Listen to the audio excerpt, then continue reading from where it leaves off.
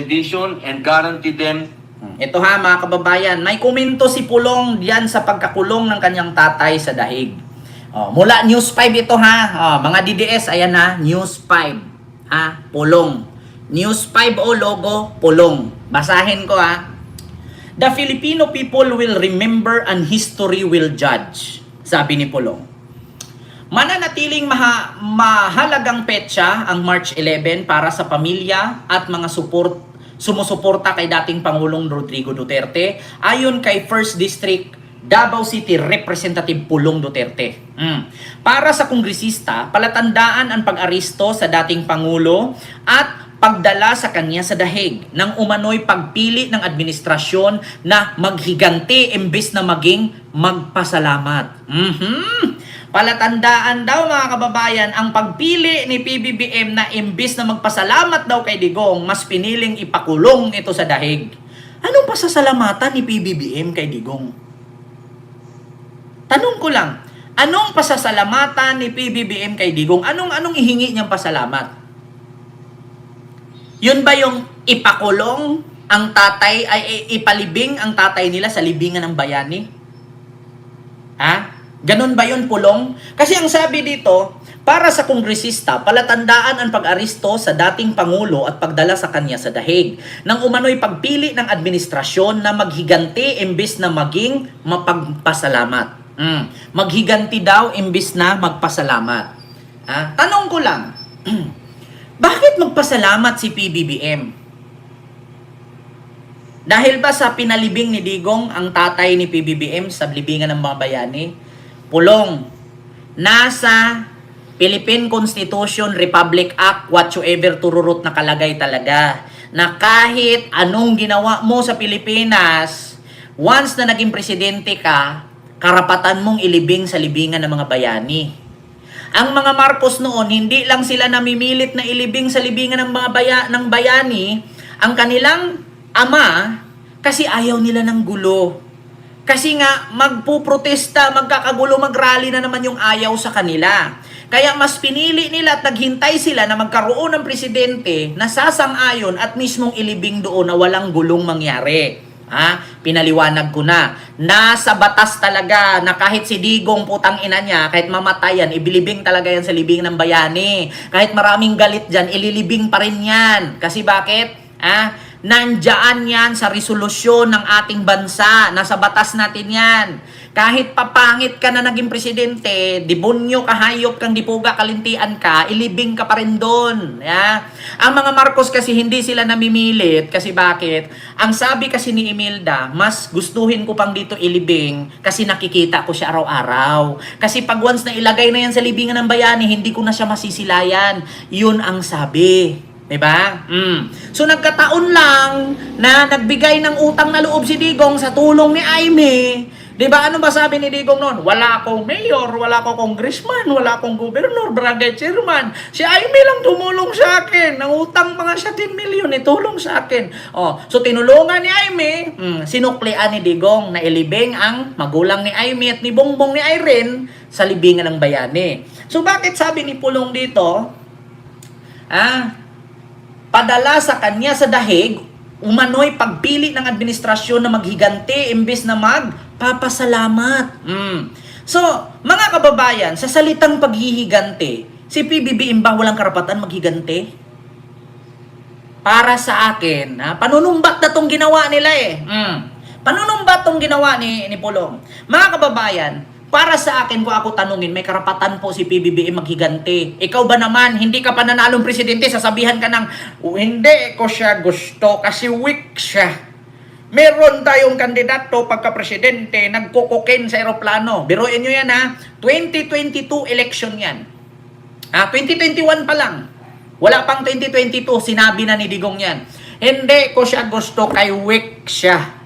Ayaw ko siyang manalo kay meron tayong kandidato pagka-presidente na may kaibigan na namatay dahil sa droga kasi yung kaibigan niya anak ng may-ari ng pinakamayaman sa Davao na nagmamay-ari ng banana plantation. Sinabi ni Digong yan. Sinong nakakalimot yan? Sabi ni Digong, meron tayong kandidato na may kaibigang namatay, anak ng may-ari ng banana plantation sa Davao. Gusto niyo ipakita ko? Ha? Hindi pa 2022 election, siniraan na ni Digong si PBBM. Ito Pakita ko sa inyo mga kababayan. Digong, wait lang. Digong, hindi gusto si Marcos dahil weak. Ay, pabasa natin, parinig natin. Is there going to be a coalition between PDDS or PDP with Lakas CMD? No, No? no, I cannot because nandyan si Marcos. Hindi ako believe na he's really a weak leader. Kaya ako sabi ko, totoo yan, hindi ako naninira ng tao. Talagang weak yan. Kasi spoiled child, only son. Of course, he can talk. He delivers English articulate. Pero ang-aral kasi kung saan-saan sa labas. Pero kung sabihin mo, may crisis, gano'n. He's a weak leader. Kita nyo? Ngayon sasabihin mo, imbis na magpasalamat, mas inuna ang maghiganti imbis na maging mapagpasalamat. Karapatan ni PBBM maghigante. Ikaw ba naman, araw-arawin ka, meron tayong presidenteng bangag noon, bangag ngayon. Hindi pa nanalo, sinira na siya. Kung kayo palit sitwasyon, kung si PBBM nagaganyan sa inyo, do you think si PBBM buhay pa? Yeah? Do you think kung si PBBM palit kayo ng sitwasyon, si PBBM ang nanira sa inyo, kayo ang nakaupo ngayon, do you think si PBBM buhay pa? Tigil-tigilan nyo nga kami.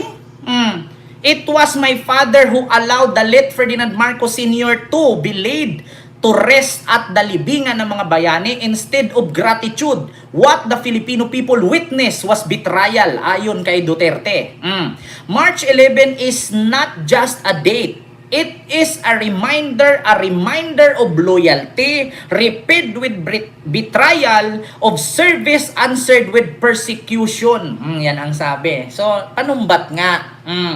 So, imbis na magpasalamat na inilibing daw ang tatay nila, mas piniling maghigante at ipakulong si Digong sa dahig.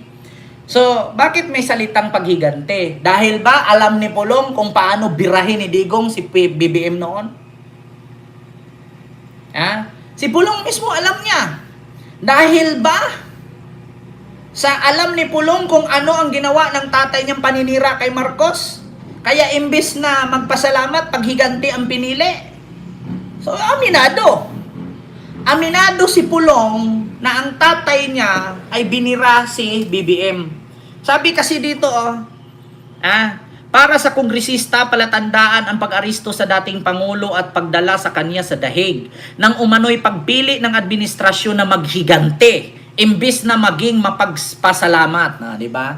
May, Diyos ko mga kababayan, may karapatan po talagang maghigante si PBBM. Ikaw ba naman sasabihin weak leader, Herculean test, hindi ako believe sa kanya, kay weak siya. May karapatan. So ibig sabihin, aminado si Pulong na gumawa ang tatay niya, hindi ikinagusto ni BBM. Kaya ang sabi niya, mas pinili ni BBM na maghigante imbis na magpasalamat. Alam mo naman pala Pulong. Yeah? March 11 is not just a date. It is a reminder of loyalty, repaid with betrayal. Wow, loyalty? Loyalty? Of service answered with persecution. Wow, loyalty of service answered with persecution. Pulong, walang kinalaman si PBBM dyan sa pagka-aresto ng tatay mo. Bakit? Unang-una, kahit baliktarin natin ang mundo, ang nag-file ng kaso si Trillanes.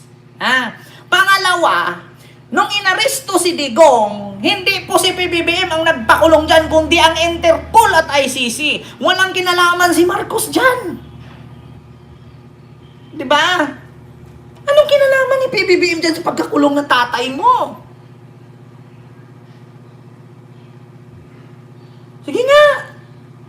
At higit sa lahat, walang dapat ipagpasalamat ang mga Marcos sa inyo. Bakit? Nung tumakbo ang tatay mo, Marcos ang tumulong sa kanya. Nung nanalo siya, sinukli niya yung ilubong, ilibing ang tatay nila. Ano dyan? Saan dyan ang pasasalamat? Saan ang utang na loob dyan? Bayad na ni Digong ang ginastos ng Marcos. Tumakbo si Digong, wala akong mayor, wala akong congressman, wala akong barangay chairman, si Aimee lang tumulong sa akin. Nung tinulungan siya ni Aimee, nilibing ni Digong, yung tatay nila. So, saan yung papasalamat pa dyan? Hindi na kailangan ng mga Marcos magpasalamat. Kasi hindi manalo si Digong kung hindi niya ginamit si Marcos. Yun yung totoo. Hindi manalo ang tatay mo kung hindi niya ginamit si Marcos. Ito.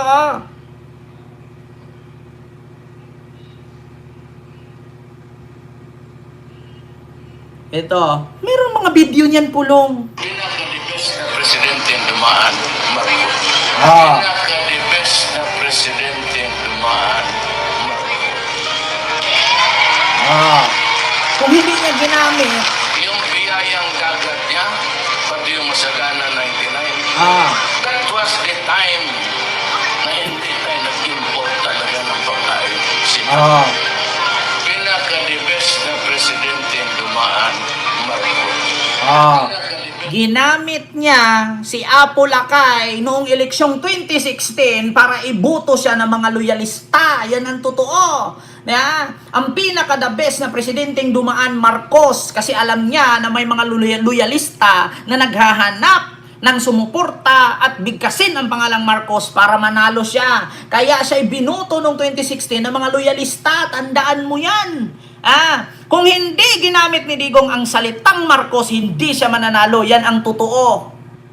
'Di ba? Yan ang totoo. Marami kasing loyalista noong nauto niya at nabudol niya. Tapos bibigkasin pa yung Masagana 99, yung kanyang mga programa.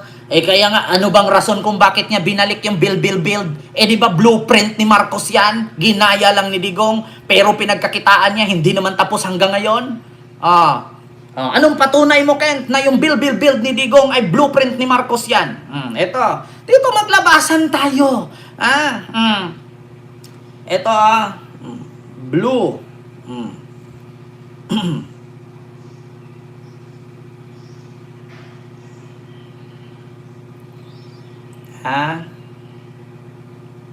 Para makita natin, mga kababayan. Ito yung build niya. Akala nyo hindi kay Marcos yan? Ay nako.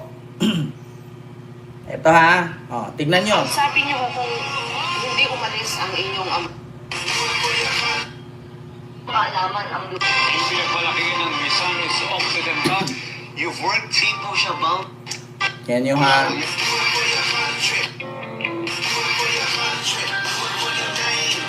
Ayan na, kita nyo yan mga kababayan.